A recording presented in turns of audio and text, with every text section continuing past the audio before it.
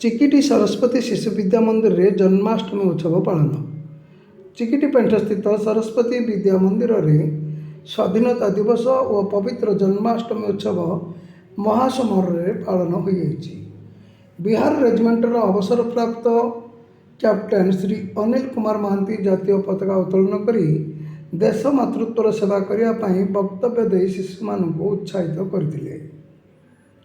79ତମ ସ୍ୱାଧୀନତା ଦିବସକୁ ଅଧିକ ସ୍ମରଣୀୟ ରଖିବା ପାଇଁ ବିଭିନ୍ନ ପ୍ରତିଯୋଗୀଙ୍କୁ ପରିଚାଳନା ସମିତି ଦ୍ୱାରା ପୁରସ୍କାର ବିତରଣ କରାଯାଇଥିଲା।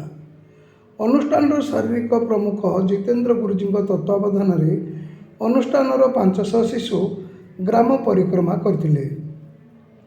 ସେହିପରି ଜନ୍ମାଷ୍ଟମୀ ଉତ୍ସବ ମଧ୍ୟ ଆଧ୍ୟାତ୍ମିକ ପରିବେଶରେ ପାଳନ କରାଯାଇ କୁନି କୁନି ଶିଶୁମାନଙ୍କୁ ରାଧାକୃଷ୍ଣ ବେଶ ପକାଇ ନଗର ପରିଭ୍ରମଣ ଓ ମନ୍ଦିର ଦର୍ଶନ କରାଯାଇଥିଲା। ରଙ୍ଗମଞ୍ଚ କାର୍ଯ୍ୟକ୍ରମରେ ରାଧାକୃଷ୍ଣଙ୍କ ସୁନ୍ଦର ନୃତ୍ୟ ପରିବେଷଣ ଦର୍ଶକଙ୍କୁ ମନ ମୋହିଥିଲା।